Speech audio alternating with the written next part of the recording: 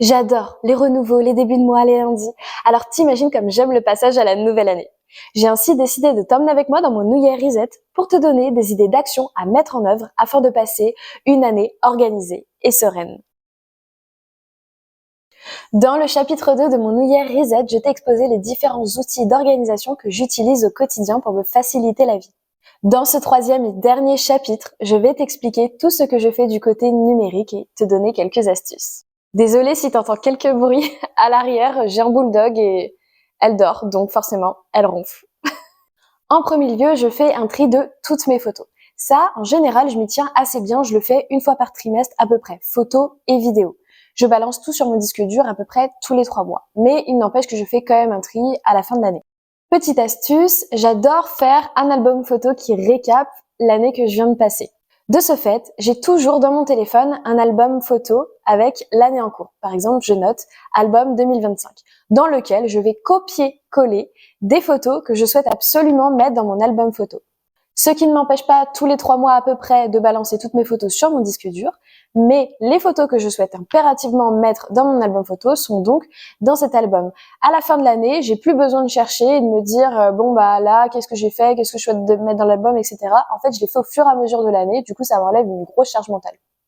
Et après, je fais mes albums photos. Donc là, ça fait 2 ans que je fais sous forme de magazine pour mettre voilà sur la table du salon. J'adore. Et du coup, voilà, ça me permet d'avoir des grandes photos comme ça. Je mets pas de de sous-titres, etc. Je fais ça, voilà, vraiment sous forme de magazine. Je trouve ça hyper classe. Et quand mes proches viennent, ils aiment bien feuilleter l'album photo. Et puis, bah, souvent, ils s'y retrouvent à l'intérieur. Donc, je trouve ça très chouette. Dans un second temps de notre gros tri numérique annuel, je fais donc mon tri de tous mes mails. Donc j'ai plusieurs boîtes mail, notamment j'ai une boîte mail un peu poubelle, celle avec laquelle je passe des commandes, je m'abonne à certaines newsletters, etc. Cette boîte mail, j'essaie de la trier régulièrement, mais j'avoue que je suis moins assidue sur le tri des mails parce que j'ai déjà ma boîte mail pro à gérer. Donc bon, faut aussi gérer les persos, c'est un peu relou. Du coup, j'en profite quand la nouvelle année approche, je trie toutes mes boîtes mail et notamment cette boîte mail poubelle. Ensuite, je trie toutes mes applications. Et après, je trie mes différents abonnements sur notamment TikTok et Instagram pour vraiment pouvoir contrôler un peu mieux ce que je consomme au quotidien. Et dans un troisième et dernier temps, je fais le tri de toutes mes notes.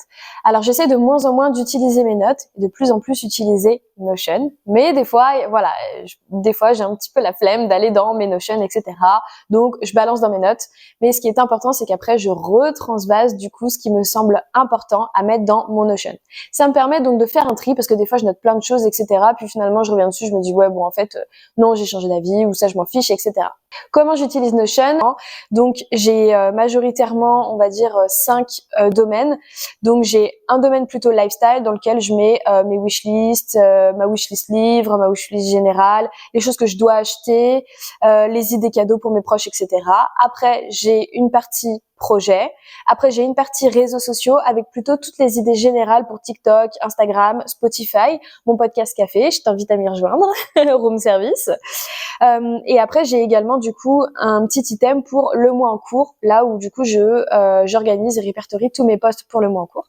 Et après, j'ai une partie réseaux sociaux, mais plutôt organisée par saison, notamment avec la saison d'été, la saison d'hiver, donc Noël, etc. Et après la saison automnale Halloween, dans lesquelles j'ajoute aussi des choses un peu plus perso. J'ai souvent mes movies list, mes bucket list, etc. pour cette saison plus particulière. Vraiment, j'adore Notion. C'est un super outil qui me permet d'avoir, on va dire, toutes mes notes, toutes mes pensées de manière structurée dans un seul et même endroit. Je trouve qu'il y a un côté aussi très esthétique. Hein. Tu manipes du coup ton Notion comme tu en as envie.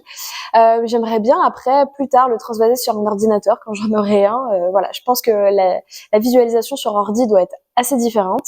Et puis ce qui est chouette, c'est que si je perds mon téléphone et donc mes notes, eh bien au moins j'ai mon Notion et j'ai tout qui est à l'intérieur. Et ça, je trouve ça vraiment très rassurant. Et voici pour ce troisième et dernier chapitre qui parlait plutôt du tri numérique pour passer une bonne année 2026. Voilà, maintenant ça y est, t'as tous tes outils d'organisation, t'as fait le tri sur le versant numérique, etc. Allez, let's go, tu peux passer une super année structurée, organisée, tout va bien. Bon, j'espère que cette série t'a plu, même si j'ai touché que 2-3 personnes qui ont regardé les vidéos en entière. Eh bien, tant mieux. Et merci à vous. Et puis, pour les personnes qui ont regardé cette vidéo jusqu'à la fin, on va faire comme pour les Vlogtober. Je t'invite à mettre un petit emoji, planeur là, organisation. Je te le mets tout de suite à l'écran. Et en attendant la prochaine vidéo café, je t'invite à bien prendre soin de toi, mais à bien prendre soin des autres aussi. XOXO!